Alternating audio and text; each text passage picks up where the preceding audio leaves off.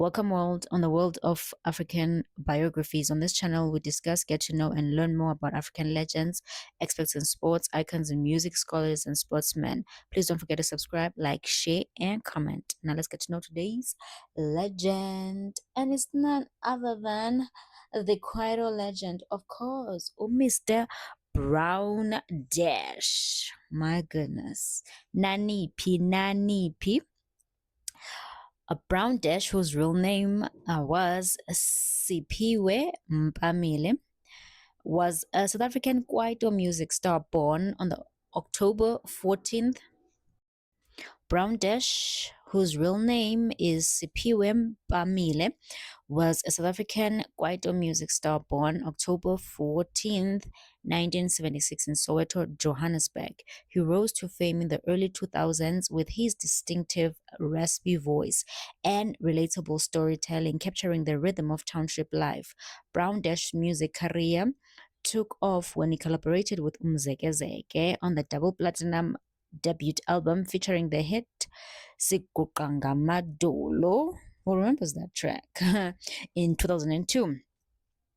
Some notable albums include Puff and Puss, Tandazo Wabolova, and Dashboard. He won the Best Kwaito Album Award at the 19th South African Music Awards, which is known as the Summer Awards, for Mtandazo Wabolova in 2005. Brown Dash's music often conveyed social messages and showcased his ability to evolve with the industry while staying true to his Kwaito roots. It's so sad that, some of these legend we get to lose them at such a very young age. Like, it's very, very sad that Umdu would be like very successful for like a decade, and after that, just death just steals them. But anyways, Brown Dash collaborated with several artists, including Umzekezeke on Puff and Puss and Mtandazo Wabolova, Zola, Nomqondo Zola 7 on Puff and Puss, Lebo M on Back to Ekasi, Kabelo on Amasoja, Star Solo and Low Jay-Z on various tracks like Umnoto and Bayeke, Mnito RSA on Amagama and Sponono, Spare Sihle on Kanyisa, Mapaputsi on the award-winning album Izinja. Kwaito vibes. It's a South African music genre that blends house, hip hop, and traditional sounds with township slang and lyrics that speak to everyday life. Think catchy beats, repetitive hooks, and a laid back flow. Brown Dash raspy voice and storytelling fit right in, capturing the essence of Kwaito's urban, relatable style. Brown Dash was signed to Khalidza Sound Records, a prominent South African record label. During his time with Khalidza Sounds, he released several hit albums and singles, including Puff and Puss and Umtandazo Wabolova. The label played a significant role in shaping his career and contributing to the Kwaito sound of the early 2000s.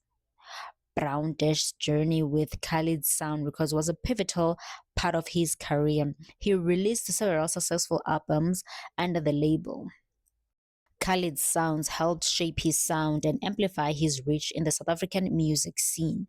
Brown Dash was friends with fellow South African artists like Zola and Mzekezeke. He collaborated with them on tracks and was part of the Kwaito scene's social circle. And Kwaito was big in the early 2000s. Like, it was a huge, huge, huge genre. Brown Dash and Zola were friends and collaborated in the Kwaito scene. They worked together on music, including the tracks that I've named previously. Zola is a respected Kwaito artist and TV personality and was part of the same musical cycle as Brown Dash, and their friendship reflected the camaraderie of South Africa's township music scene. Brown Dash sadly passed away on May 9th, 2012, after a long illness. He was 33 years old. He had been hospitalized several times, including a 3-week stay in 2010 due to pneumonia and chest pains. the exact cause of death wasn't confirmed. Now, during that time, his death was covered in major like news outlets, and he was like hospitalized in Paraguay Hospital, which is in Soweto. Hmm. Now, Ubram Desh was married to Faline Penesa, and they had a daughter together, Sasha Mbamile, but not much is publicly known about his marriage life, and he kept his life relatively private. Brown Dash enjoyed DJing and often performed at clubs and events. He was passionate about music and loved engaging with fans.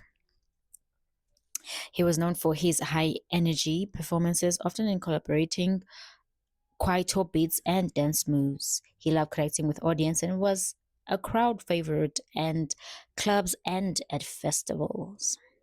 Now, one of Brown Dash's notable performances was at the 2003 Zomba Music Festival in South Africa. He also performed at various clubs, events, and Kwaito festivals, showcasing his energetic stage presence. Nelson Mandela reportedly visited Brown Dash's family after the artist's passing in 2012, showing support and respect. Mandela's visit was likely a gesture of condolence, acknowledging Brown Dash's contribution to South African music and culture. This wasn't a random visit. Mandela was known for acknowledging South Africans who contributed to culture, and Brown Dash was respected Kwaito artist. He and Zola were close friends, and obviously Uzola now is more like a mentor to Brown Dash's son, because Brown Dash's son is also in the music industry. Brown Dash's legacy lives on through his music, influencing many South Africans. Now, when it comes to his cuisines and food that he liked pap and meat, which most of South African men they are on that about. They are about that life. They all like, pap and meat. Bread and meat is not really food for them. They don't really get food like that. So, traditional South African staples. Brown Dash often rock styles, urban outfits, reflecting his Kwaito artist vibe. He was known for trendy clothes and a sharp sense of style, often seen in flashy outfits on stage and music videos. Oh, yes. Now, Ubrown Dash is reportedly to have three children: Mr. Zwano, a music producer and hip hop artist, and a daughter, Usasha Mpamile. His son, Uzwano, is involved in music, studying sound engineering and releasing his own tracks. Brown Dash's children are carrying on his legacy in the music industry. Now, Brown Dash's best-selling albums include Umthandazo Wabolova, which was 2004. His album was Best Kwaito Album at the ninth South African Music Awards. Dashboard 2005, Back to Ekasi 2008. Brown Dash spoke about being exploited in the music industry, particularly regarding unpaid royalties. He fought for artist rights and fair compensation, lightning challenges many South African musicians face, like I did with Umsawawa, who was exploited, and also other artists who were taken advantage of by record labels. Brown Dash was involved in high profile cases where he claimed his business partner Utando Mpancha owed him 1.4 million in royalties. He took legal actions, of course, and the case, drew attention to issues of exploitation in the music industry. Unfortunately, I couldn't find any specific outcome on the case. However, it is worth noting that the South African music industry has faced challenges with royalties payments, even for actors, guys, it's not just for musicians, with some artists receiving minimal compensation. Their information regulator has also found in favor of a music rights holder, Hardwick Trading, in a case against Arisa Audiovisual regarding access to records of royalties owed. This ruling promotes transparency and accountability in the music industry, and thank God. Brown Dash was involved in disputes with Usbu Shakazile, known as Sbu, over royalties. Usbu allegedly owed Brown Dash 1.4 million, but I couldn't find public records of the case outcome to be true, guys. But Usbu did another interview and he was like, He's never exploited an artist. If people want to, talk to him in person, like Ozahara, which I will do a biography on, that, people, they left with their money and started their businesses. So, I don't know. That's what he said. But anyways, when it comes to his school in Brown Dash attended Orlando West Secondary School in Soweto.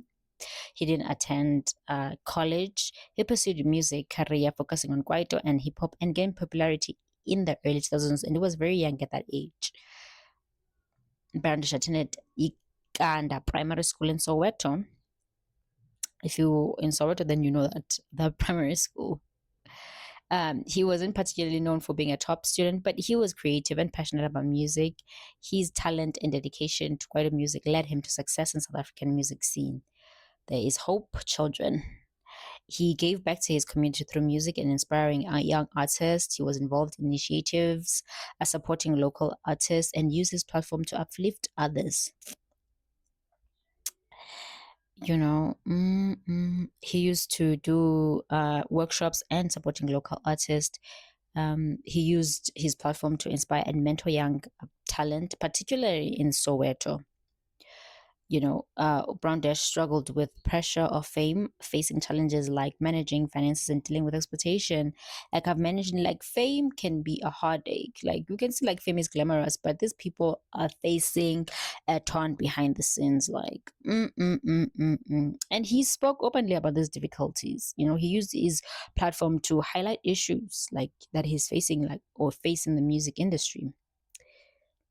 Brown Dash was a dedicated father. Now let's get to know him as a father.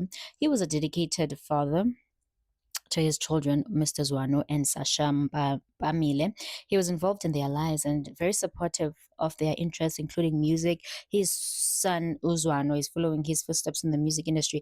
And one of like his son's interview, he's Lil Dash or Lin Dash, as he's called, is a DJ, and he's traveling all around the world. And he says, he's cooperating Ilanduza legacy and then his own legacy, and he wants to make an impact also in the music industry. And he also spoke about his father was involved in his education. He would go fetch report at his school, and he also spoke about like the struggles of having like a famous father and how hard that was for him. Like people expected him to be another way because it was Brown Dash Sons. Like, so why aren't you like in a posh or private school? Like, why are you wearing this but you're a Brown Dash son? Or why are you no, because, and he was like, this is too much. I am my own person. I just need to carve my own identity. And I can imagine, guys, I can imagine like people actually ask like, why are you staying in this neighborhood but your father is so and so. So that must have been very, very hard for him. And he didn't like to disclose that he was Brown Dash son because Brown Dash was very known, was very much known. But he said how he found out about his father's passing. He said that another friend that he had at that time, it was the time of Mixit. If you were born in that generations, Mixit. I was in the Mixit generation, and his friend on Mixit was like, oh, giving condolences to him, and then he was like, okay, what you talking about? And he was like, oh, maybe no, it's rumors, it's fine. And the parents like switched off the TV, so that radio, so that he would not hear anything. But they sent him to the shop to buy bread, and when he was going to the shop to buy bread, his father's song was like playing in someone else's house. And then when the song finished, obviously the presenter was like, gone too soon, Brown Dash, and all of that. And that's how he found out, which is like super sad. I would have broke down on that road. But you know what, I feel like he was very, very strong, very, very, very strong. And that's how he knew about his father's passing. Brown Dash supported his son Zwano's education and music career. Like he said, Zwano, also known as a road boy, aka Punk, he's a rapper and producer who grew up surrounded by music. Brown Dash encouraged Zwano's passion for music, and they are working together on projects. They worked together on because Brown Dash passed. He was linked to Brown Dash several celebrities, talking about like his romantic life, including actress and model Nzansi Foxy. He was also known to be romantically involved with fellow artist Boom Shaka's member Lee John. Mm. Brown Dash's relationship with Lee John was quite a public. They were a prominent couple in the South African music industry. Now, when I was watching his funeral, because there are videos online about like his funeral, my goodness, people were like, it was like a party in his grave. Like the whole thing was very unruly. Abanye bebekhabe umhlabathi, like in his grave. Like it was so hard to get order. Like the people like would be shouting on the speakers, I mean on the mics, like, can you please have order? They would just play his music, pour alcohol in his grave. Hey, it was a mess, but I understand that he was like dearly loved and people just wanted to be part of his funeral. And I remember the MC was like, okay, after this year we'll win and we're just gonna party. And it was just after 2 years. So I can clearly say that Brown Dash, he was like truly, truly, truly loved and honored, because I'm telling you, the Soweto youth like just came in huge, huge numbers just to support Brown Dash. So that is it about Brown Dash. Please comment, share, like, and subscribe. And I will see you on the next breakdown of course, another African legend. But from me, Siavuya Komehlo, I'm gonna have to say goodbye.